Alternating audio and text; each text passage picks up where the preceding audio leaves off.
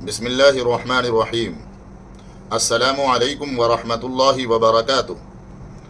حضرات محترم، اس وقت اسرائیل اور حماس کے مابین جنگ شباب پر ہے۔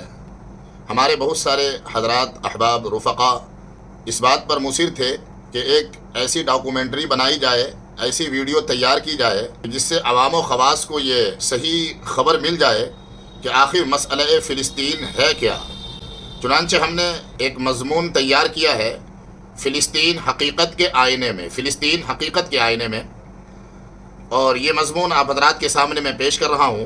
امید کہ اس مضمون کو سننے اور پڑھنے کے بعد آپ کی بہت ساری شکایات اور بہت سارے ایسے خیالات جو ذہن میں باطل خیالات آتے ہوں، انشاءاللہ وہ ختم ہو جائیں گے، اور آپ کے سامنے ارض فلسطین، ارض مقدس کا صحیح ڈھانچہ آپ کے سامنے آ جائے گا۔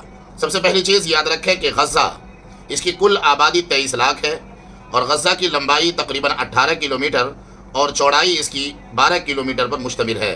فلسطین ایک ایسا دنیا کا ملک ہے جس کی اپنی پرسنل کوئی آرمی، کوئی سینا نہیں ہے، اور فلسطین ایک ایسی زمین ہے، ایسا ملک ہے جہاں کے لوگ قید و بند کی زندگی صدیوں سے گزارتے چلے آ رہے ہیں۔ محترم حاضرین و ناظرین، یاد رکھیں فلسطین دنیا کا قدیم ترین ملک ہے جو انبیاء کرام کا مسکن و مرکز رہا ہے۔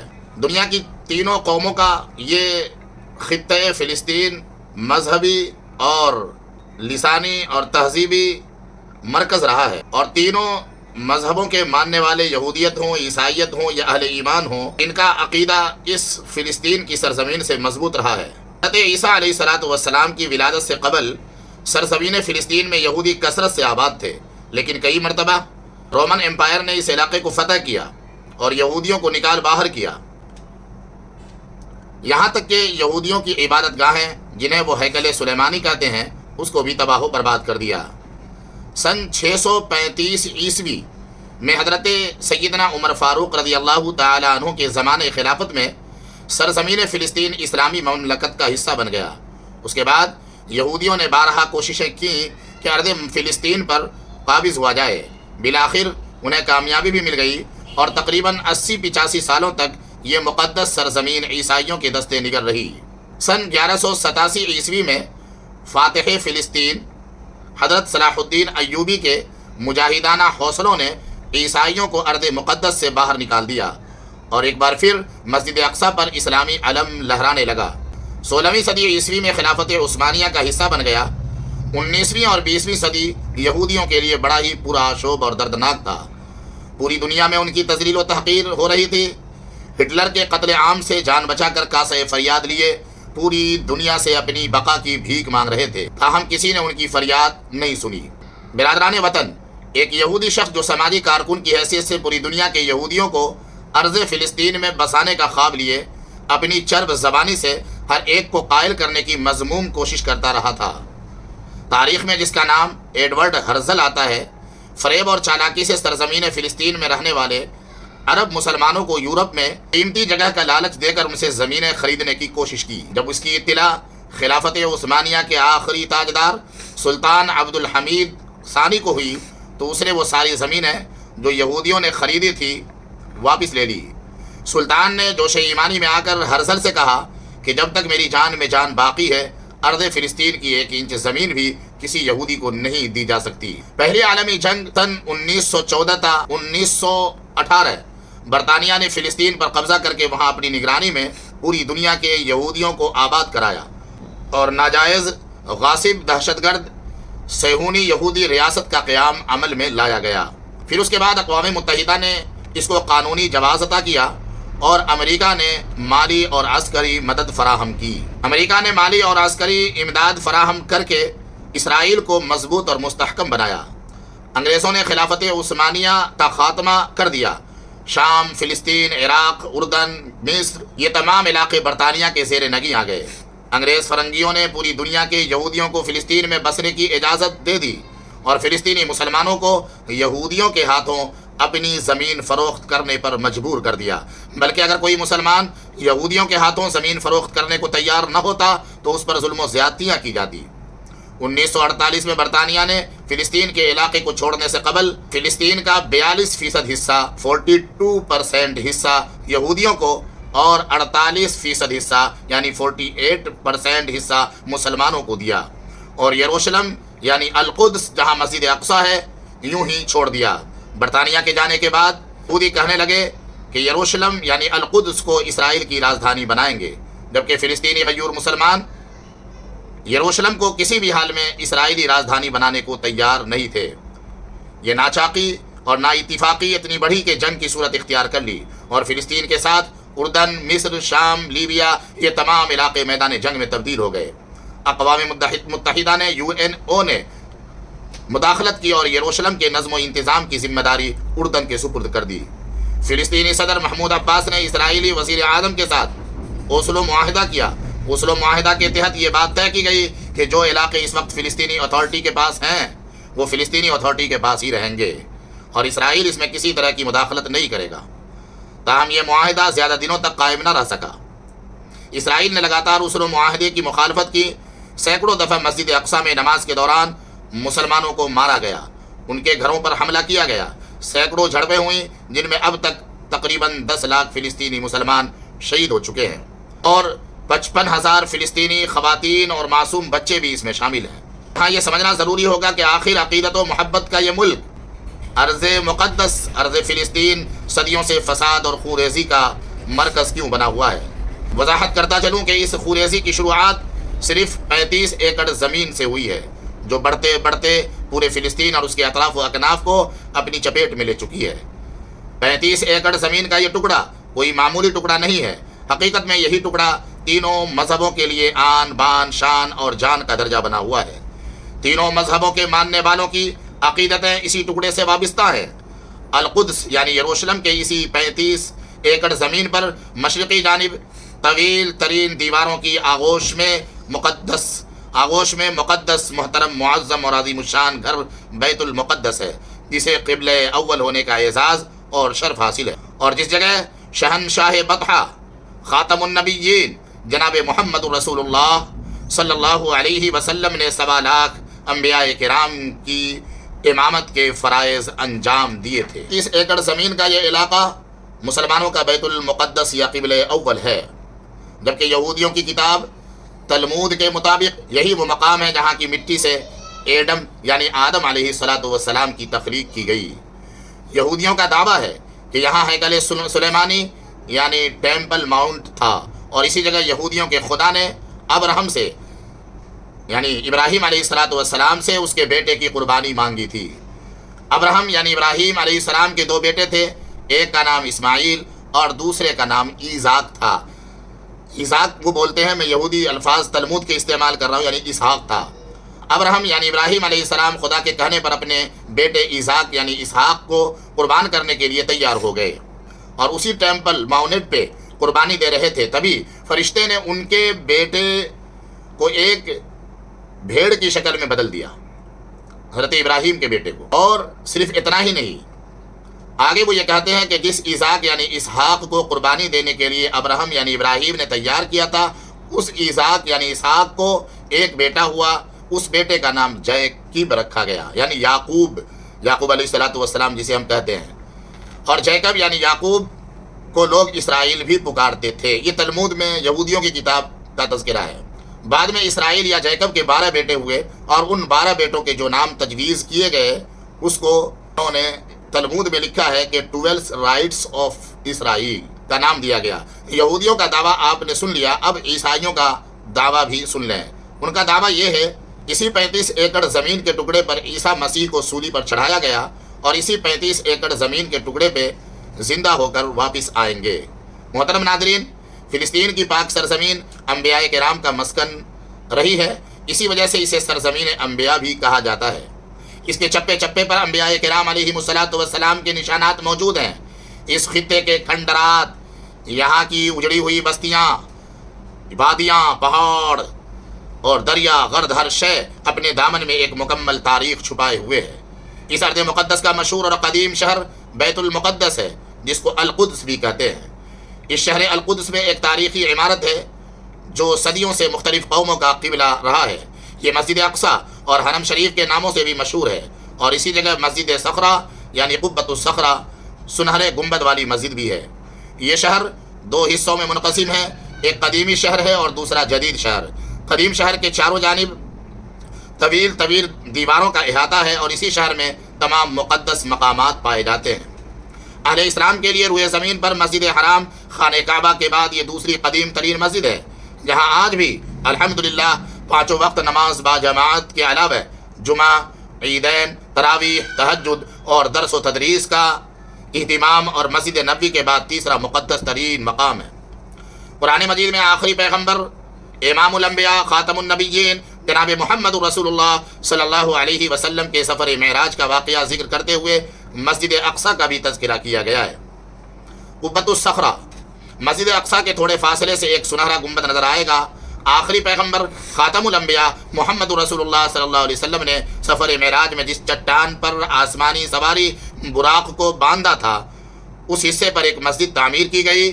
سن 691 عیسوی میں اموی خلیفہ عبد الملک بن مروان نے خطیر رقم جمع کر کے اس مسجد کی توسیع کی اور ایک گنبد تیار کیا، جس کے بالائی حصے پر بعد میں شاہ حسین نے 35 من سونے کے پترے لگائے تھے، جسے قبۃ الصخرہ کہتے ہیں۔ میں آگے جا کر آپ کو قبۃ الصخرہ کے بارے میں بتاؤں گا۔ آپ نے سنہرا گنبد دیکھا ہوگا، حقیقت میں وہ مسجد اقصیٰ نہیں ہے یا قبلہ اول نہیں ہے، وہ قبۃ الصخرہ ہے۔ یہ وہ جگہ ہے جہاں پر نبی دو عالم نے معراج کے سفر میں جہاں آپ کے براق کو باندھا گیا تھا۔ اس پر بھی سازش چل رہی ہے اسرائیل کی، میں آگے بتاؤں گا۔ محترم حاضرین، پہلی عالمی جنگ کے بعد پورے فلسطین پر انگریزوں کا قبضہ تھا، اور اس کو یوں سمجھ سکتے ہیں جیسے ہمارے ملک ہندوستان پر تھا۔ جس طرح انگریز فرنگی 1947 کو ہمارے ملک سے جاتے ہوئے ملک کے 2 ٹکڑے کیے اور آئی پی کا کھیل کھیلا۔ آئی پی یاد رکھیں، انڈیا پاکستان۔ پہلی عالمی جنگ کے بعد پورے فلسطین پر انگریزوں کا قبضہ تھا، جسے ہمارے ملک ہندوستان پر جس طریقے سے حکومت تھی، اور انگریزوں نے 1947 کو ہمارے ملک سے جاتے ہوئے ملک کے 2 ٹکڑے کیے اور آئی پی کا زخم دیا۔ یہی کھیل فلسطین میں بھی کھیلا گیا، اور 1 سال کے بعد 1948 میں جاتے جاتے ارض فلسطین کے بھی 2 ٹکڑے کیے، ایک فلسطین دوسرا اسرائیل۔ وہاں بھی آئی پی کا یعنی اسرائیل اور فلسطین کا گیم کھیلا گیا۔ یہ دونوں ایسے زخم دیے گئے کہ جو ناسور بن گئے اور اخیر تک حل ہونے کے لیے تیار نہیں۔ چونکہ فلسطینی مسلمان عرصہ سے وہاں رہتے آئے تھے، اس لیے ان کو فلسطین کے 48% زمین کا مالک بنایا گیا، جبکہ یہودیوں کو 42% زمین کا حصہ دیا گیا۔ 48% مسلمانوں کو فلسطین کی زمین دی گئی اور 42% یہودیوں کو دی گئی۔ 48 اور 42 100 نہیں ہوتے ہیں، 8% کم ہے، یا 8% کہاں گیا؟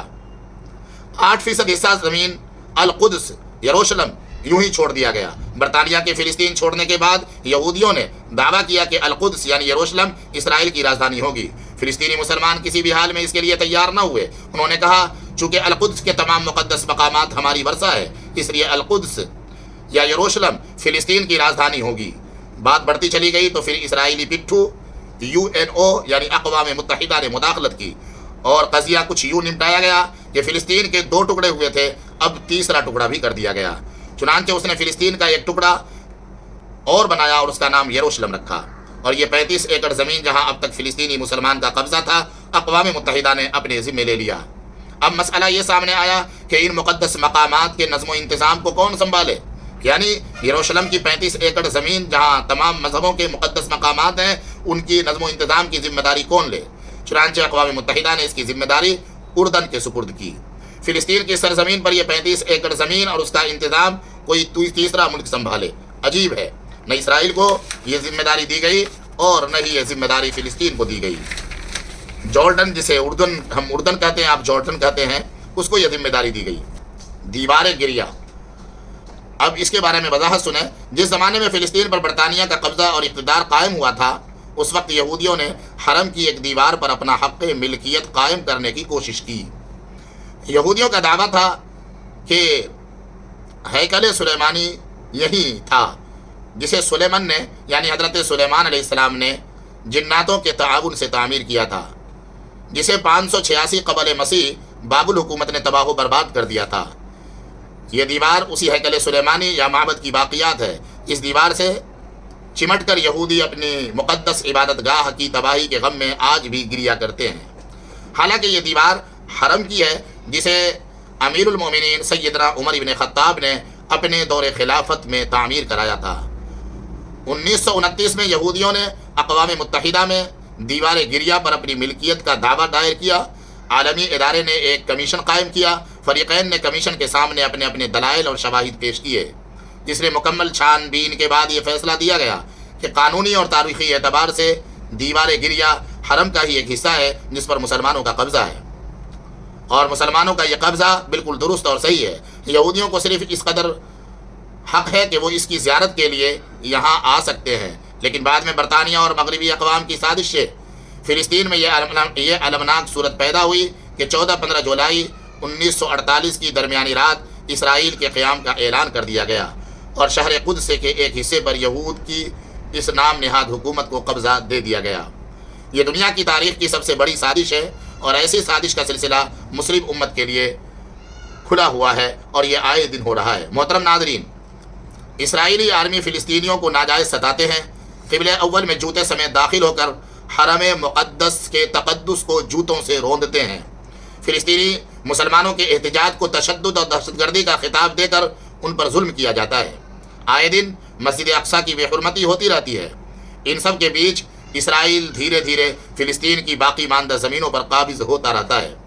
فلسطینی مظلوم مسلمان 1948 میں جن کے پاس فلسطین کی زمین کی 48% حصہ جس کے پاس تھا، 1956، 1967، 1973 اور 1982 کی جھڑپوں اور احتجاج کو بہانہ بنا کر اسرائیل نے وہ ساری زمینیں ان سے چھین لی، اور آج 12 اکتوبر 2023 کو فلسطینی مسلمانوں کے پاس 48% زمینوں میں سے صرف 12% زمین باقی بچی ہے۔ آج 12 اکتوبر 2023 کو 48% فلسطینی زمین جو ملی تھی، اس میں سے فلسطینیوں کے پاس کل 12% زمین باقی ہے۔ 48% میں سے 36% زمین فلسطینی مسلمانوں کی اسرائیل کے قبضے میں ہے۔ غور کریں، ایک لائن پر آپ غور کریں، میں اس لیے آہستہ آہستہ کر رہا ہوں۔ اب فلسطین کے پاس 2 شہر باقی ہیں، ایک کو ویسٹ بینک کہا جاتا ہے اور دوسرے کو غزہ کی پٹی۔ ویسٹ بینک میں زیادہ تر وہ لوگ ہیں جو خاموشی کے ساتھ اپنے غربت و افلاس میں زندگی گزار رہے ہیں۔ البتہ غزہ میں حماس کی حکومت ہے۔ غزہ کا بارڈر ایران، روس، مصر اور اردن سے ملتا ہے، اور یہ بھی ایک سچائی ہے جس سے آنکھیں نہیں چرائی جا سکتی کہ فلسطین دنیا کے ان ممالک میں سے ایک ہے جس کی اپنی کوئی آرمی نہیں۔ اس لیے کہ جب اسرائیل اور فلسطین کا بٹوارا ہوا تو فلسطین پر یہ شرط لگائی گئی کہ آپ کی آرمی نہیں ہوگی، اس لیے ان کے پاس آج کچھ بھی نہیں ہے، جبکہ اسرائیل دنیا کے ٹاپ 10 طاقتور ممالک میں سے ایک ہے۔ اسرائیل کے پاس نیوکلیئر اور جدید ہتھیار موجود ہے۔ یہاں تک میں آپ کو بتا دوں کہ اسرائیل کا ڈیفنس بجٹ سب سے زیادہ ہوتا ہے۔ پورے اسرائیل میں کل 90 لاکھ یہودی رہتے ہیں، جس میں اسرائیل کی اپنی آرمی تقریباً 1,80,000 ہے۔ اس کے علاوہ 30 لاکھ ایسی فوجیں ہیں جو ہر وقت لڑائی کے لیے تیار رہتی ہے۔ اسرائیل نے اسکول میں پڑھنے والے ہر بچے کو نصاب تعلیم کے ساتھ ساتھ فزکس، کیمسٹری، میتھمیٹکس کے ساتھ ساتھ آرمی کی ٹریننگ لازمی قرار دیا ہے۔ اسرائیل کے پاس 30 لاکھ ایسے لوگ ہیں جو ہر وقت اپنے ملک کے لیے لڑنے کو تیار رہتے ہیں۔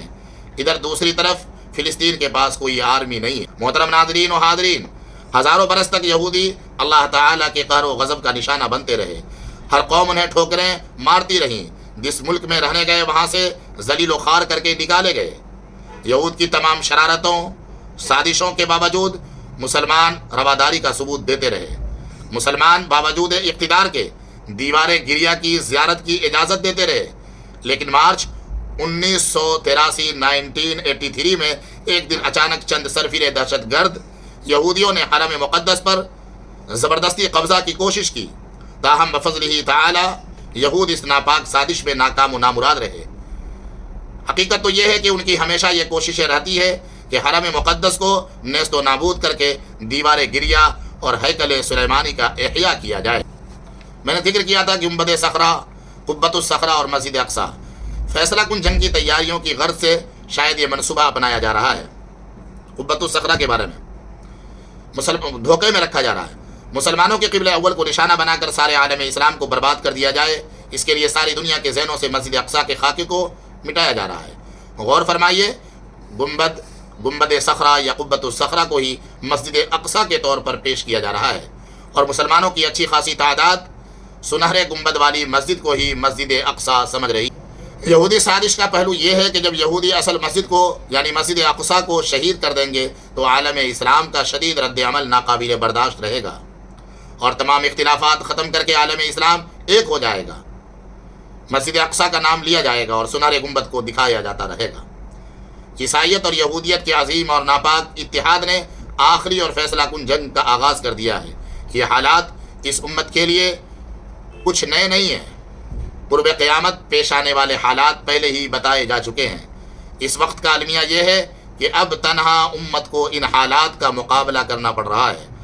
ماضی میں کٹھن حالات کا مقابلہ دینی حمیت رکھنے والوں کے ساتھ ساتھ کچھ خواص یعنی حکمراں بھی شامل ہوتے تھے، تاہم اب اس کی امید رکھنا خام خیالی اور حماقت و بیوقوفی ہوگی۔